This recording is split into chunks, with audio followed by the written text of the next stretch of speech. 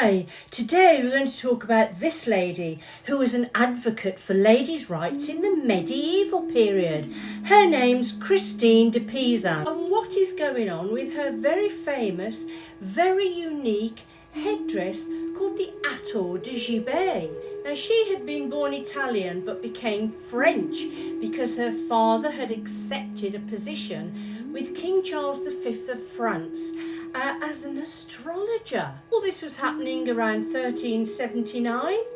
She went on to marry a man called Attor De Gibet and have 3 children. Unfortunately, she lost her husband to the dreaded plague in 1389. So, what was she going to do to support her children and her mother? She decided to try and become a court writer.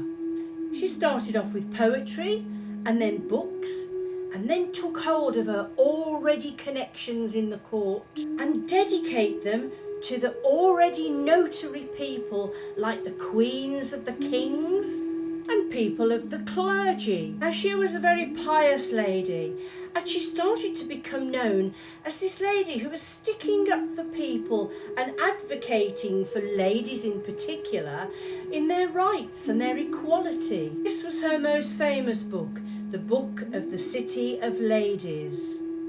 So let's talk about the fashion that was then. And in the late 1300s and early 1400s, this headdress here that was heart-shaped but almost horn-shaped was called the escoffion. There became lots of versions of this very fashionable headdress, and here we have one called the horned hennin. And here, as before, it developed into this heart-shaped called the escoffion, then developed into this tall spike which was cut off at the top called a truncated hennin, and this very large creation with a top veil was called the butterfly headdress hennin. Now you can see the horned headdress here with some crespinets at the side over the ears. These tube-shaped crespinets were called templars or ram's horn headdress. And the crespinets became so large, depending on your wealth and status, that this cross-tree headdress became very popular for wealthy ladies. Christine was very pious, and with the moralists and the church, these horned headdresses became an outcry towards this devil-looking headdress. A very popular magazine at the time called the Surtees Townley Mysteries referred to these ladies as she was horned like a cow for sin.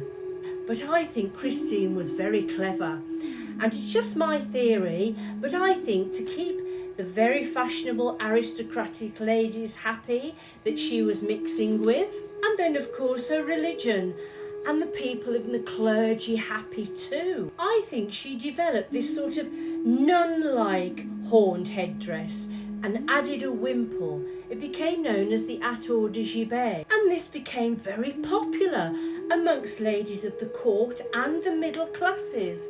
Here's a lady wearing hers, saying her prayers. So what does this mean, the Attor De Gibet? Where does it come from?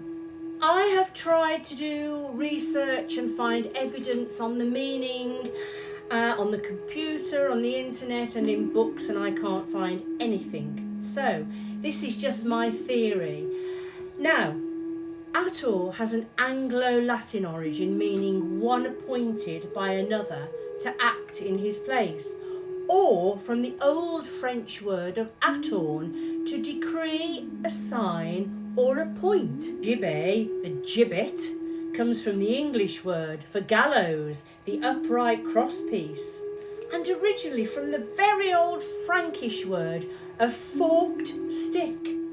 So maybe she had started to act as sort of an attorney or somebody appointed on behalf of someone before attorneys even were a thing, sticking up or speaking out to the king or the queen on behalf of people, as if they were going to the gallows or to execution, or maybe even just advocating on their behalf, putting in a word for them. And maybe her actions and how popular she became with people attached this to her headdress that she developed, because it was unique to her, even though it spread across Europe as a fashion.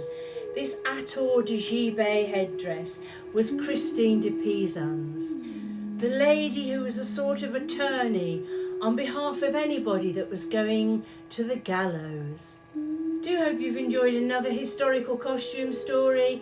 If you have, do join me again next time. Thank you. Take care now. Bye.